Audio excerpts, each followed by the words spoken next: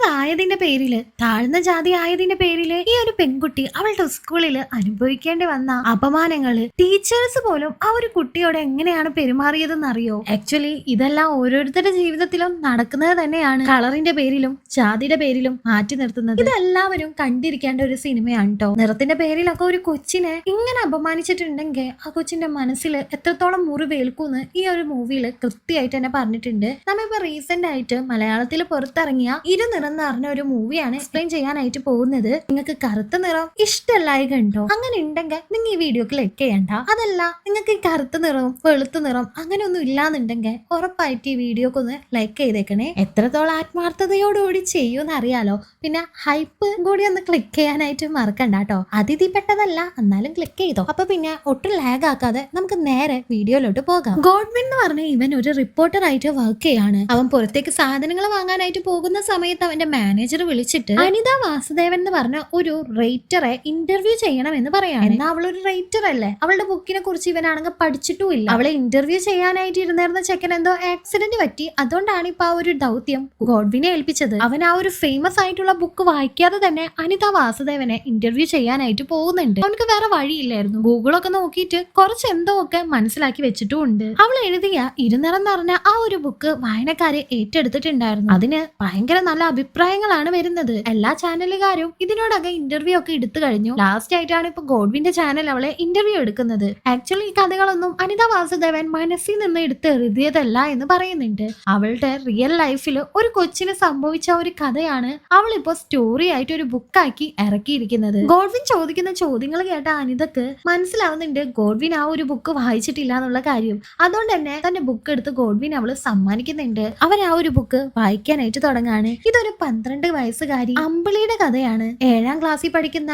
നിഷ്കളങ്കയായിട്ടുള്ള ഒരു കുട്ടി. അമ്പിളിയുടെ അച്ഛൻ വേണു ഒരു വില്ലേജ് ഓഫീസിൽ ക്ലർക്കായിട്ട് വർക്ക് ചെയ്യാണ്. അമ്മ കുറച്ചു വർഷങ്ങൾക്ക് മുമ്പ് തന്നെ ക്യാൻസർ വന്ന് മരിച്ചുപോയി. അവരിപ്പോ താമസിക്കുന്ന സ്ഥലം ഉണ്ടല്ലോ, അത് അവരുടെ യഥാർത്ഥ ജന്മസ്ഥലം ആയിരുന്നില്ല. അവർ മൈഗ്രേറ്റ് ചെയ്ത് ഇങ്ങോട്ട് വന്നിരിക്കുന്നതാണ്. വേണുവിന്റെ സ്വഭാവം എന്താന്ന് വെച്ചാല് അവൻ എല്ലാവരോടും നന്നായി പെരുമാറുന്ന ഒരാളാണ്. ഡ്യൂട്ടിയിൽ ഭയങ്കര സത്യസന്ധത ഉള്ള ഒരാൾ. കള്ളത്തരങ്ങളൊന്നും ചെയ്യില്ല.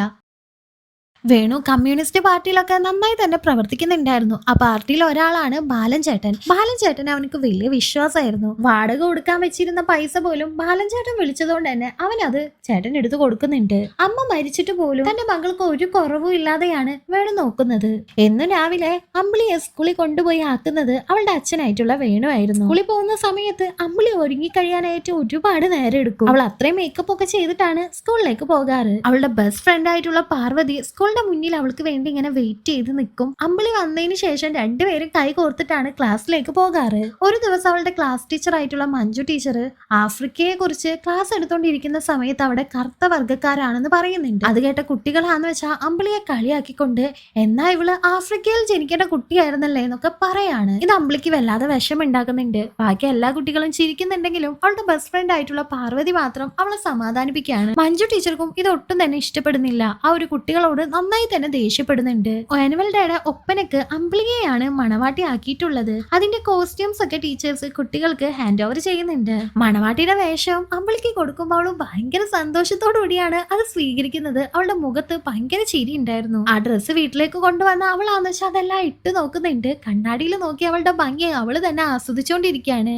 അച്ഛൻ വന്ന സമയത്ത് ആ ഒരു വേഷം ഇട്ട് അച്ഛന്റെ അടുത്തേക്കും പോകുന്നുണ്ട്. അച്ഛൻ ഇപ്പൊ മകളോട് നല്ല ഭംഗിയുണ്ട് എന്റെ മോളെ കാണാൻ എന്നൊക്കെ പറഞ്ഞ് കൊഞ്ചിച്ച് വർത്താനം പറയാണ്. അച്ഛൻ എത്രയൊക്കെ നന്നായിട്ടാണ് അവളെ നോക്കുന്നതെന്നുണ്ടെങ്കിലും അമ്മയില്ലാത്ത ആ ഒരു സങ്കടം അവളുടെ മനസ്സിലുണ്ടായിരുന്നു. അമ്പിളി ആലീസ് എന്ന് പറഞ്ഞ ഒരു കാലിന് വയ്യാത്ത പെങ്കൊച്ചിന്റെ അടുത്താണ് ട്യൂഷന് പോകുന്നത്. കലോത്സവം അടുത്തിട്ടുള്ളതുകൊണ്ട് തന്നെ നന്നായി തന്നെ പ്രാക്ടീസ് ഒക്കെ നടന്നുകൊണ്ടിരിക്കുകയാണ്. ആ സമയത്ത് അമ്പിളിയുടെ ഒപ്പന ഗ്രൂപ്പും ഒപ്പനയെല്ലാം പ്രാക്ടീസ് ചെയ്യുന്നുണ്ട്. അവളും നല്ല ചിരിച്ച് അവിടെ ഇരിക്കുകയാണ്. ആ സമയത്ത് സ്വാതി എന്ന് പറഞ്ഞ ഒരു ടീച്ചർ അവിടേക്ക് വന്നിട്ട് ലില്ലി മിസ്സിനെ മാറ്റി നിർത്തിക്കൊണ്ട് പറയാണ് അമ്പിളിയെ പുതുമാട്ടി ആക്കണോ? എല്ലാവരും ഈ പ്രാവശ്യം ഒപ്പനൊക്കെ ഭയങ്കര നല്ലതായിട്ടാണ് ചെയ്യാനിരിക്കുന്നത്. നമുക്ക് ഫസ്റ്റ് കിട്ടണം എന്നുണ്ടെങ്കിൽ അമ്പിളിയെ മാറ്റി പഠിക്കുന്നതാണ് നല്ലതെന്ന്. എന്നിട്ട് അവളൊരു ഡയലോഗും പറയുന്നുണ്ട്, നിലവിളക്ക് ഇടിക്കുന്നിടത്ത് എന്തിനാ ഒരു കരിവിളക്കം കൊണ്ടുവെക്കുന്നേന്ന്. അമ്പിളി ഈ ഒരു ഒപ്പനയിൽ ഉണ്ടെങ്കിൽ മത്സരത്തിൽ അവര് തോറ്റു പോകുമെന്നാണ് ആ രാക്ഷസി ടീച്ചർ പറയുന്നത്. അത് കേട്ട് ലില്ലി ടീച്ചറും അതിന് സമ്മതിക്കുന്നുണ്ട്. അമ്പിളിയെ ആ കസാരയിൽ നിന്ന് എണീപ്പിച്ച് പാർവതിയെ അതിന് പകരം മണവാട്ടിയാക്കാമെന്ന് ടീച്ചേഴ്സ് തീരുമാനിക്കുകയാണ്. അതുപോലെ തന്നെ ചെയ്യുന്നുണ്ട്. മഞ്ജു ടീച്ചർ ഈ കാര്യം എങ്ങാനും അറിഞ്ഞിട്ടുണ്ടെങ്കിൽ വലിയ കമ്മ്യൂണിസം പറഞ്ഞു വരും. അതുകൊണ്ട് മഞ്ജു ടീച്ചർ അറിയണ്ടാന്ന് ആ രാക്ഷസി ടീച്ചർ പറയാണ്.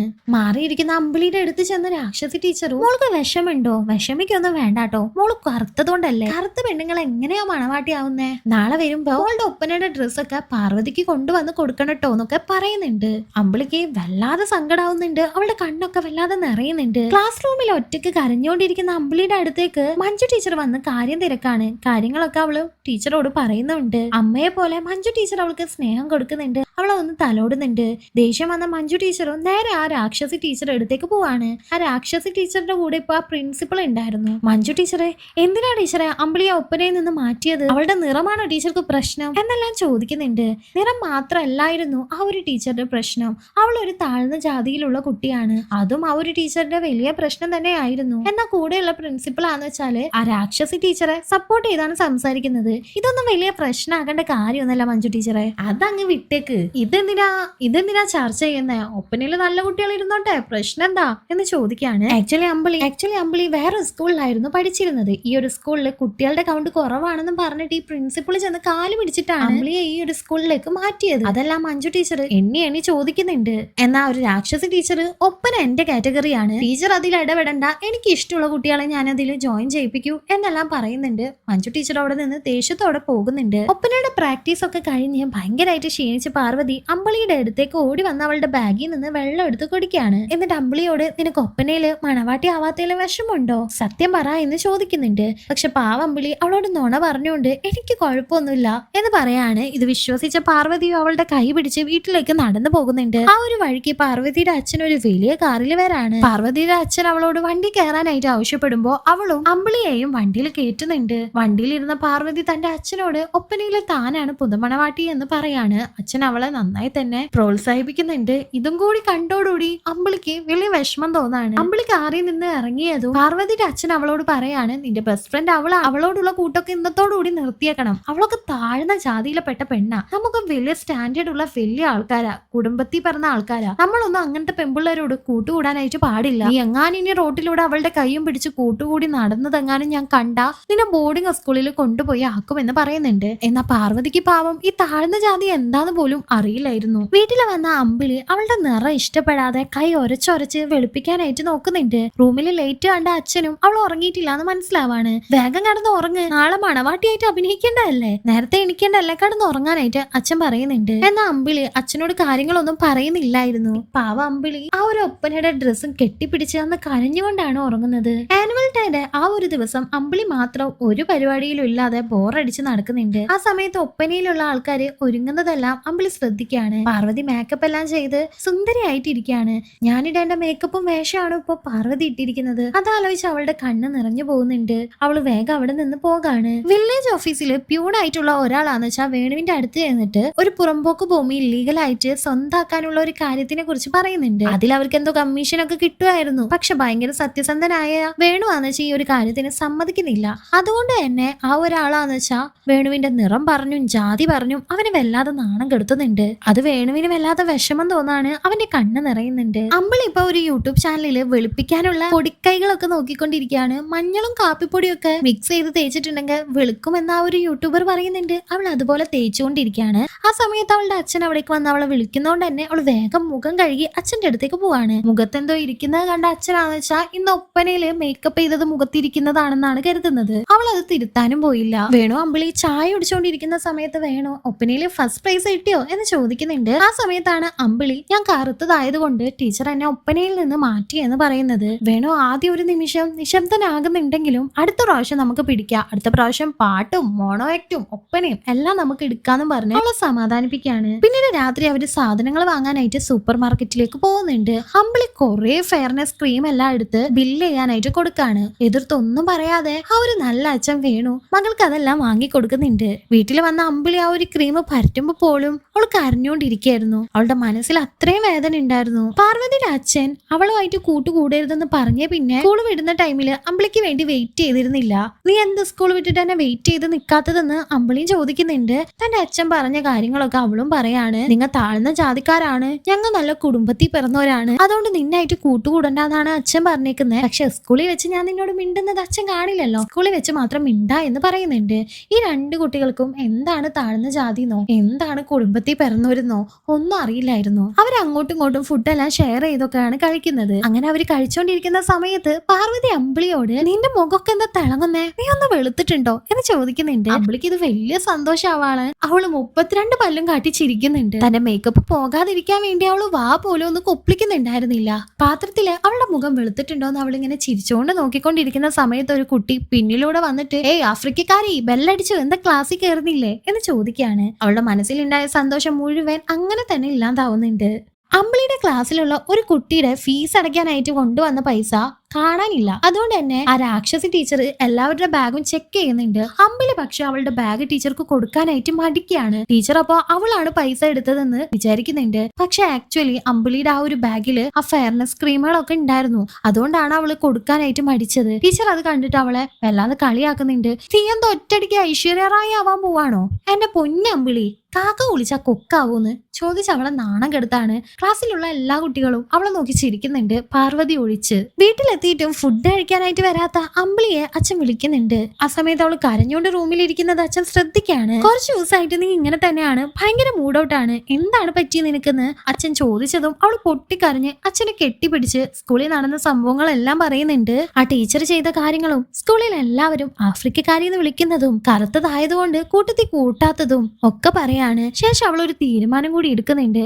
ഇനി ഞാൻ വെളുക്കുന്നവരെ സ്കൂളിൽ പോവില്ലാന്ന്, എന്ത് വന്നാലും ശരി ഞാൻ ഇനി വെളുത്തിട്ട് സ്കൂളിൽ പോകൂ എന്ന്. വേണുവിനും ഇതെല്ലാം കേട്ട് സങ്കടപ്പെടാന്നല്ലാതെ അവൻക്കൊരു മറുപടി പറയാനില്ലായിരുന്നു. കാരണം മനുഷ്യരെ മാറ്റാൻ പറ്റില്ലല്ലോ, അവര് മനുഷ്യരല്ലല്ലോ, മൃഗങ്ങളല്ലേ. അവനും സങ്കടപ്പെട്ട് പുറത്തു വന്നിരിക്കുന്നുണ്ട്. പിറ്റേ ദിവസം തന്നെ കാര്യങ്ങളെല്ലാം ചോദിച്ചറിയാൻ വേണ്ടി അവന് അമ്പിളിയുടെ സ്കൂളിലേക്ക് പോകുന്നുണ്ട്. എന്നാൽ പ്രിൻസിപ്പളും അവനോട് വല്ലാതെ മിസ്ബിഹേവ് ചെയ്യാണ്. കുട്ടികൾ എന്തെങ്കിലും പറഞ്ഞു എന്ന് വെച്ച് നമ്മളെങ്ങനെ അതിൽ ഇടപെടാം, നമുക്കെല്ലാവരുടെ വായ അടച്ചു വെക്കാൻ പറ്റുമോ? ഇത് പറയണ കേട്ടാ തോന്നുന്നു ആ കുട്ടി കറുത്തത് ഞാൻ കാരനാണെന്ന്. ഇതൊക്കെ കുട്ടികൾക്കുള്ള ഒരു കോംപ്ലക്സ് ആണെന്നേ, അതൊന്നും നമ്മ മൈൻഡ് ചെയ്യേണ്ട ആവശ്യമില്ല. പിന്നെ ടീച്ചേഴ്സ് എന്തൊക്കെ പറയുന്നതെന്ന് ആ കുട്ടിക്ക് തോന്നിയതായിരിക്കും. ഇനി ഒരു കാര്യം ചെയ്യും, അവളുടെ കോംപ്ലക്സ് മാറാനായിട്ട് വലുതാവുമ്പോഴേ അവൾ ഒരു കറുത്ത ചെക്കനെ കൊണ്ട് കെട്ടിക്ക്, അപ്പൊ അങ്ങോട്ട് കോംപ്ലക്സ് മാറിക്കോളും എന്നെല്ലാം പറയാണ്. അത്രയും തരം താഴ്ന്ന രീതിയിലാണ് ആ ഒരു പ്രിൻസിപ്പൾ സംസാരിക്കുന്നത്. വേണുവിന് അതും കേട്ട് മിണ്ടാതെ പോരാൻ മാത്രമേ പറ്റുള്ളൂ. വരുന്ന സമയത്ത് താഴ്ന്ന ജാതിക്കാർക്ക് കൊടുക്കുന്ന സ്കോളർഷിപ്പും വാങ്ങിയിട്ടാണ് അവൻ പോരുന്നത്. മനസ്സമാധാനം ഇല്ലാത്ത വേണു ഈ സങ്കടങ്ങളെല്ലാം അവന്റെ പാർട്ടിയിലെ ബാലേട്ടൻ എന്ന് പറഞ്ഞ ആളോട് പറയുന്നുണ്ട്. എല്ലാവർക്കും നിറം മാത്രമല്ല പ്രശ്നം, ആക്ച്വലി ഞങ്ങളുടെ ജാതിയും കൂടിയാണ് അവരുടെ പ്രശ്നം. എന്നാ ബാലേട്ടൻ പറയാണ്, അല്ല നിന്റെ മോള് സ്കൂളിൽ പോവാതിരുന്നാല് അവർക്ക് വല്ല കുഴപ്പമുണ്ടാ? ആർക്കും ഒരു കുഴപ്പമില്ല. പോകുമ്പോ നിനക്കും നിന്റെ മോൾക്കും പോയി, അത് നീ വേണം നിന്റെ മോളെ പറഞ്ഞ് മനസ്സിലാപ്പിക്കാനായിട്ട്. എന്റെ പൊന്നു വേണു, നിനക്കാണോ നിന്റെ മോളെ പറഞ്ഞ് മനസ്സിലാപ്പിക്കാൻ പറ്റാത്തത്? നീ അനുഭവിച്ച കാര്യങ്ങളൊന്നും നിനക്ക് ഓർമ്മയില്ലേ എന്നെല്ലാം ചോദിച്ച് ബാലേട്ടൻ അവനെ മോട്ടിവേറ്റ് ചെയ്തുകൊണ്ടിരിക്കുന്ന സമയത്ത് അച്ഛൻ എവിടാന്ന് ചോദിച്ച് അമ്പിളി വിളിക്കുന്നുണ്ട്. അമ്പിളി വിളിച്ചോണ്ട് തന്നെ രണ്ടുപേരും ഇപ്പൊ വീട്ടിലേക്ക് തന്നെ പോവാണ്. ഇപ്പൊ കുറെ ദിവസം കഴിഞ്ഞിട്ടും അമ്പിളി സ്കൂളിലേക്ക് വരാത്തതുകൊണ്ട് തന്നെ പ്രിൻസിപ്പളിന് പേടിയാവാണ്. കാരണം ഇതൊരു വലിയ പ്രശ്നമായിട്ടുണ്ടെങ്കിൽ ഒരുപാട് കമ്മ്യൂണിറ്റീസ് ഒക്കെ ഇതിൽ ഇടപെട്ടാ പിന്നെ കഴിഞ്ഞു, അത് വലിയ ഇഷ്യൂ ആവും, സ്കൂളിനെ അത് ബാധിക്കും. അത് പേടിച്ച പ്രിൻസിപ്പളും മഞ്ജു ടീച്ചറെ വിളിച്ചിട്ട് അമ്പിളിയോട് പോയി സംസാരിക്കണം എന്ന് പറയാണ്. കാരണം എന്താ, ഈ പ്രശ്നം വേറെ ആരെങ്കിലും അറിഞ്ഞാല് ഈ സ്കൂളിന് നാണക്കേടാകും. അത് മാത്രമാണ് അയാൾ കരുതുന്നത്. അല്ലാതെ ആ ഒരു കുട്ടിയുടെ ഭാവി നശിക്കുന്നത് കൊണ്ടോ ആ ഒരു കുട്ടി വിഷമിച്ചു എന്നുള്ളത് കൊണ്ടോ ഒന്നും അല്ലായിരുന്നു. അവരുടെ സ്കൂളിന് ചീത്തപ്പേരുണ്ടാകരുത്, അത് മാത്രമായിരുന്നു. വേണുവിനോട് അങ്ങനെയൊക്കെ പറഞ്ഞിട്ടുണ്ടെങ്കിൽ മിണ്ടാതെ അവള് പിറ്റേ ദിവസം മുതൽ സ്കൂളിലേക്ക് വരുമെന്നാണ് പ്രിൻസിപ്പൾ വിചാരിച്ചിരുന്നത്. പക്ഷെ അയാൾക്ക് പണി പാളിയെന്ന് മനസ്സിലായി. മാഷു പറഞ്ഞത് കൊണ്ടല്ല മഞ്ജു ടീച്ചർ എന്തായാലും അമ്പിളിയെ പോയി കാണണമെന്ന് കരുതിയിട്ടുണ്ടായിരുന്നു. അതുകൊണ്ട് തന്നെ പിറ്റേ ദിവസം അവളെ കാണാനായിട്ട് വീട്ടിലേക്ക് മഞ്ജു ടീച്ചർ എത്തുന്നുണ്ട്. അമ്പിളിയോട് ടീച്ചർ പറയാണ് തിങ്കളാഴ്ച മുതൽ സ്കൂളിലേക്ക് വരാൻ. എന്നാ പാർവതിയെ പോലെ വെളുക്കാതെ ഞാൻ ഇനി സ്കൂളിലേക്ക് വരില്ല, വെളുക്കാതിരുന്നാല് എന്നെ ആർക്കും ഇഷ്ടമല്ല, വെളുത്താലേ എന്നെ എല്ലാവർക്കും ഇഷ്ടപ്പെടൂ എന്നൊക്കെ പറയാണ്. പക്ഷെ അവൾക്ക് എങ്ങനെ വെളുക്കണം എന്ന് അറിയില്ലായിരുന്നു. വെളുക്കാനുള്ള മരുന്ന് ഞാൻ നിനക്ക് പറഞ്ഞുതരാം, പക്ഷെ അതിന് പകരം എന്റെ ഒരു ചോദ്യത്തിന് നീ ഉത്തരം തരണം. ഈ ലോകത്ത് ഏറ്റവും നല്ല നിറം ഏതാണെന്ന് ചോദിക്കുകയാണ്. അതിന്റെ ഉത്തരവും കണ്ടുപിടിച്ച് തിങ്കളാഴ്ച നീ സ്കൂളിലേക്ക് വായോ, ആ ഉത്തരം പറഞ്ഞു കഴിഞ്ഞാല് അപ്പൊ ഞാൻ നിനക്ക് വെളുക്കാനുള്ള മരുന്ന് പറഞ്ഞു തരാമെന്ന് ടീച്ചറും പറയുന്നുണ്ട്. വെളുക്കാനുള്ള മരുന്ന് കിട്ടുമല്ലോ എന്ന് വിചാരിച്ച് അമ്പിളിയും ആ ഒരു കാര്യത്തിന് സമ്മതിക്കുന്നുണ്ട്. പിന്നീട് അമ്പിളി ലോകത്തിലെ ഏറ്റവും നല്ല കളർ ഏതാണെന്ന് അന്വേഷിച്ച് നടക്കാനായിട്ട് തുടങ്ങാണ്. ഓരോ കളറും നന്നായി തന്നെ അവള് നിരീക്ഷിക്കുന്നുണ്ട്. വേണുവിനോടും മഞ്ജു ടീച്ചർ വിളിച്ച് നടന്ന സംഭവങ്ങളൊക്കെ പറയാണ്. അമ്പിളി നേരെ ഒരു സ്റ്റുഡിയോയിലുള്ള ഒരാളോട് ചെന്നിട്ട് ലോകത്തിലെ ഏറ്റവും നല്ല കളർ ഏതാ ചേട്ടാ എന്ന് ചോദിക്കുന്നുണ്ട്. അയാള് ഒരു കളർഫുൾ ആയിട്ടുള്ള പെയിന്റിംഗ് കാട്ടിക്കൊടുത്തോണ്ട് ലോകത്തില് ഇന്ന നിറം നല്ലത് എന്നൊന്നുമില്ല, എല്ലാ നിറങ്ങളും നല്ലത് തന്നെയാ. ഇത് നോക്കിയേ, ഇത് നല്ല കളർഫുൾ അല്ലേ, ഇതിൽ ഒരു കളർ മാത്രം ഉള്ളോങ്ക ഇതിൽ വല്ല ഭംഗി ഉണ്ടാവോ, എല്ലാ കളറും കൂടിയോണ്ടല്ലേ ഇത് ഭംഗി എന്നെല്ലാം ചോദിക്കുന്നുണ്ട്. എന്നാ അതിന് മറുപടി ആയിട്ട് അമ്പിളി ചോദിച്ചത് എന്താണെന്നറിയോ, ഞാനും അച്ഛനും ഫോട്ടോ എടുക്കാൻ വന്ന സമയത്ത് ചേട്ടൻ എന്തിനാ ഞങ്ങളുടെ ഫോട്ടോ വെളുപ്പിച്ചത്, അപ്പൊ ലോകത്തിലെ ഏറ്റവും നല്ല കളറ് വെളുപ്പല്ലേ, അതും ചോദിച്ച അവൾ അവിടെ നിന്ന് പോകുമ്പോ ഈ സ്റ്റുഡിയോക്കാരനായിട്ടുള്ള ചേട്ടനും മനസ്സിൽ എന്തോ ബുദ്ധിമുട്ട് തോന്നാണ്. വഴിയിൽ കണ്ട പെയിന്റ് അടിക്കാരനോട് അമ്പിളി ഏറ്റവും നല്ല നിറം ഏതാണെന്ന് ചോദിക്കുമ്പോ അയാൾ വെളുപ്പാണെന്നാണ് മറുപടി പറയുന്നത്. കാരണം അയാൾ കുറേ വീടുകളിൽ വെളുത്ത പെയിന്റ് അടിച്ചിട്ടുണ്ട് അത്രേ. ഒരു ബ്യൂട്ടി പാർലറുള്ള ചേച്ചിയോടും അമ്പിളി പോയിട്ട് ഇതേ ചോദ്യം ചോദിക്കുമ്പോ ആ ചേച്ചി അവളെ ആ കസേരയിലിരുത്തി പകുതി ഭാഗത്ത് മേക്കപ്പ് ചെയ്യുന്നുണ്ട്, പകുതി ഭാഗത്ത് ഒന്നും ചെയ്യുന്നില്ല. എന്നിട്ട് അവളോട് തന്നെ ആ കണ്ണാടി നോക്കിയിട്ട് ഇനി നീ പറ ലോകത്ത് ഏറ്റവും നല്ല കളർ ഏതാന്ന് ചോദിക്കുന്നുണ്ട്. അവള് കണ്ണാടി നോക്കി ഒന്ന് ചിരിക്കുന്നുണ്ട്. ഓഫീസിലാണെന്ന് വെച്ചാല് ഒരു പ്യൂൺ ഉണ്ടായിരുന്നല്ലോ, അയാൾക്ക് വേണുവിനോട് ഭയങ്കര ദേഷ്യമായിരുന്നല്ലോ, താഴ്ന്ന ജാതിയാണെന്ന് പറഞ്ഞിട്ട്. വേണുവിന് മാത്രം അയാൾ എന്നും ചായ കൊടുക്കാറുണ്ടായിരുന്നില്ല, ബാക്കി എല്ലാ ഓഫീസേഴ്സിനും കൊടുക്കും. അതുകൊണ്ട് വേണു പുറത്തു പോയാണ് ചായ കുടിക്കാറ്. ഇത് കണ്ട വേറൊരു ഉദ്യോഗസ്ഥൻ ഈ പ്യൂണിനോട് നീ എന്തുകൊണ്ടാണ് അവനക്ക് മാത്രം ചായ കൊടുക്കാത്ത, അവനും ഈ ഒരു ഓഫീസിലെ ജോലിക്കാരൻ തന്നെ അല്ലേ എന്ന് ചോദിക്കുമ്പോ അവരൊക്കെ താഴ്ന്ന ജാതിക്കാരാ സാറേ, അവന്റെ കളർ കണ്ടില്ലേ, കറുത്തിരിണ്ട ഒരു സാധനം, എന്റെ കാരണവന്മാരെ അവന്റെ കാരണവന്മാർക്ക് കുഴി കുത്തിയിട്ടാണ് ചോറ് കൊടുത്തിരുന്നത്, അങ്ങനത്തെ ഞാൻ അവനക്ക് ചായ കൊണ്ട് കൊടുക്കണോ, നടന്നത് തന്നെ. കാര്യം ശരിയാണ്, അയാള് ക്ലർക്കാണ്, ഞാൻ പ്യൂണാണ്, പക്ഷെ സർക്കാരിന്റെ ജാതി പട്ടികയില് ഇപ്പോഴും അവനേക്കാളും ഉയർന്നു നിൽക്കുന്നത് ഞാൻ തന്നെയാന്നും പറഞ്ഞ് അവിടെ നിന്ന് അയാൾ പോകാണ്. അയാൾ ഒരു ഉളുപ്പും ഇല്ലാതെയാണ് ഈ ഒരു വർത്താനം പറഞ്ഞിരിക്കുന്നത്. അമ്പിളി ഇപ്പോ അവളുടെ ട്യൂഷൻ ടീച്ചറോട് ഏറ്റവും നല്ല നിറം വെളുപ്പാണോ എന്ന് ചോദിക്കുമ്പോ ചേച്ചിക്ക് അതിൽ അഭിപ്രായം ഉണ്ടായിരുന്നില്ല. കാരണം അവളുടെ മുത്തശ്ശൻ മരിക്കുന്നവരെ എന്റെ മുടി വെളുത്തുപോയി എന്ന് വിചാരിച്ച് സങ്കടത്തിലായിരുന്നു അത്രേ. അത് മാത്രല്ല ഏറ്റവും കൂടുതൽ ആ ചേച്ചിക്ക് ഇഷ്ടം നീല നിറാണ്. അന്ന് വെച്ചിട്ട് ലോകത്തിലെ ഏറ്റവും നല്ല നിറം നീലയാണെന്ന് പറയാൻ പറ്റുമോ? പക്ഷെ എന്നെ സംബന്ധിച്ചിടത്തോളം ലോകത്തിലെ ഏറ്റവും നല്ല നിറം നീലയാണ്.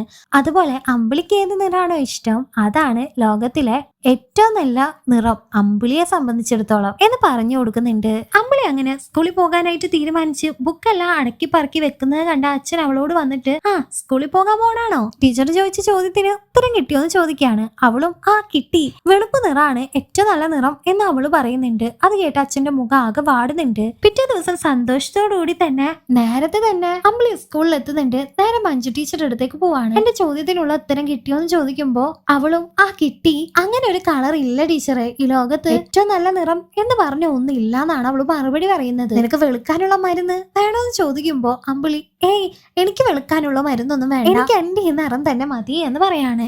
ഇവളുടെ മാറ്റത്തിന് എന്തായിരുന്നു കാരണം എന്നറിയോ? അന്ന് രാത്രി അവളുടെ അച്ഛൻ അവളെ കൊണ്ട് ഒരു ഭംഗിയുള്ള നിലാവുള്ള സ്ഥലത്തേക്ക് പോകുന്നുണ്ട്. അവിടെ കുറെ മിന്നാമിനിങ്ങൾ ഉണ്ടായിരുന്നു. രാത്രി മാത്രമേ ആ ഒരു മിന്നാമിനിങ്ങിന്റെ ഭംഗി കാണാനായിട്ട് സാധിക്കുള്ളൂ എന്ന് അച്ഛൻ അമ്പിളിയോട് പറയുന്നുണ്ട്. അച്ഛനും ചെറുപ്പത്തിൽ ഇതുപോലെ ഒരുപാട് അപമാനങ്ങൾ സഹിച്ചിട്ടുണ്ട്. ക്ലാസ്സിലെ കുട്ടികള്, ടീച്ചേഴ്സ് എല്ലാവരും ജാതിയുടെയും കളറിന്റെയും പേരിൽ കളിയാക്കിയിട്ടുണ്ട്. അന്നൊക്കെ അച്ഛൻ ഇരുന്ന് കരയായിരുന്നു. പക്ഷെ പിന്നീട് അച്ഛനക്ക് മനസ്സിലായത് കരഞ്ഞിട്ടൊന്നും ഒരു കാര്യമില്ല, നമ്മളെ ഉയർത്താനായിട്ട് നമ്മ തന്നെ ശ്രമിക്കണമെന്ന്. അങ്ങനെ അച്ഛൻ പഠിച്ച് നല്ല ജോലി കിട്ടി. പക്ഷെ ഇപ്പൊ ജോലി സ്ഥലത്ത് പോലും കളറിന്റെയും ജാതിയുടെയും പേര് പറഞ്ഞ് അച്ഛനെ കുറച്ച് കാണുന്നവരുണ്ട്. അവരൊന്നും മനുഷ്യരല്ല മോളെ, മനുഷ്യർക്കൊന്നും ഇങ്ങനെ ചെയ്യാനായിട്ട് പറ്റില്ല. മനുഷ്യനെ മനുഷ്യനായിട്ട് കാണാനായിട്ട് പഠിക്കണം. അവരെ നമുക്ക് തിരുത്താനും പറ്റില്ല. നമ്മളുടെ വഴി കൂടെ പോവാം. ഈ തൊട്ടാവാടില്ലേ, തൊട്ടാവാടിനെ എല്ലാവരും എന്താ പോയി തൊടുന്നത്, അത് വാടി പോകുന്നത് കൊണ്ട്. അതുപോലെ തന്നെയാണ് നിന്നെയും നിന്റെ ക്ലാസ്സിലെ ടീച്ചേഴ്സും കുട്ടികളൊക്കെ നീ വാടുന്നത് കൊണ്ടാണ് കളിയാക്കിയിരുന്നത്. നീ വാടാതിരുന്ന് നോക്ക്, എല്ലാവരും അത് മാറ്റും. ഇപ്പൊ വെളുക്കാനുള്ള മരുന്ന് നീ കണ്ടുപിടിച്ചു എന്ന് വിചാരിക്കും. ഇനി നാളെ വേറെ എന്തെങ്കിലും പറഞ്ഞ് അവര് നിന്നെ കളിയാക്കുമ്പോ അതിന് ചിലപ്പോ മരുന്ന് കിട്ടിയെന്ന് വരില്ല മോളെ എന്നെല്ലാം പറയാണ്. അത് അമ്പിളിക്ക് നന്നായി തന്നെ മനസ്സിലാവുന്നുണ്ട്. അതുകൊണ്ടാണ് ഇപ്പൊ ടീച്ചറോട് അവൾ അങ്ങനെ വന്ന് പറഞ്ഞത്. പിന്നീട് ഒരു വർഷത്തിന് ശേഷമാണ് കാണിക്കുന്നത് അമ്പിളി ഇപ്പോ ആ ഒരു സ്കൂളിലെ തന്നെ ലീഡറായി മാറിയേക്കാണ്. സ്റ്റേജില് എല്ലാ കുട്ടികളെയും താഴത്ത് നിർത്തിക്കൊണ്ട് അവള് മുകളിൽ കയറി നിന്ന് അവർക്ക് പ്രതിജ്ഞ പറഞ്ഞു കൊടുക്കുന്നുണ്ട്. അവരത് ഏറ്റു പറയുന്നുണ്ട്. അങ്ങനെ ആ ഒരു സ്റ്റോറി, അതായത് അനിത വാസുദേവൻ എഴുതിയ ആ ഒരു കഥ, ആ ബുക്കിലെ കഥ തീരുകയാണ്. ഈ ഒരു ബുക്ക് ഗോഡ്വിൻ വായിച്ചു തീർക്കുന്നുണ്ട്. എവിടോ ഇപ്പോഴും ഈ കഥയിലെ അമ്പിളിയും വേണും ഒക്കെ ജീവിച്ചിരിക്കുന്നുണ്ട്. മനുഷ്യനെ ജാതിയുടെയും മതത്തിന്റെയും നിറത്തിന്റെയും പേരിൽ മാറ്റി നിർത്തുന്നവരൊന്നും മനുഷ്യരല്ല. നമുക്ക് മനുഷ്യരായി ജീവിക്കാം എന്നുള്ള ഒരു തീമോട് കൂടി ഈ ഒരു മൂവി ഇവിടെ അവസാനിക്കുകയാണ്. എല്ലാവർക്കും ഈ ഒരു മൂവി ഇഷ്ടപ്പെട്ടു എന്ന് ഞാൻ വിചാരിക്കുകയാണ്. ആക്ച്വലി നിങ്ങളുടെ മനസ്സിൽ എങ്ങനെയാ? വെളുത്തതാണ് നല്ല നിറം, കറുത്തത് നല്ലതല്ല എന്നുള്ള ഒരു തോന്നലുണ്ടോ? ആത്മാർത്ഥമായിട്ട് പറയാ, വെറുതെ നമ്മ വാക്കുകൾ കൊണ്ട് പറയുന്നതല്ല. നമ്മളുടെ മനസ്സിൽ അങ്ങനെ ഒരു തോട്ട് ഉണ്ടോ ഇല്ലയോ? എത്ര പേർക്ക് അങ്ങനെ ഒരു തോട്ട് ഉണ്ട്? അതൊക്കെ അറിയാൻ വേണ്ടിയിട്ടാണ് കമന്റ്സിലൂടെ എന്തായാലും ഒന്ന് രേഖപ്പെടുത്തണേ. അപ്പൊ ഇന്ന് ഇത്രേ ഉള്ളൂ. അടുത്ത മൂവിയിൽ കാണുന്നവരെ ബൈ. Thank you.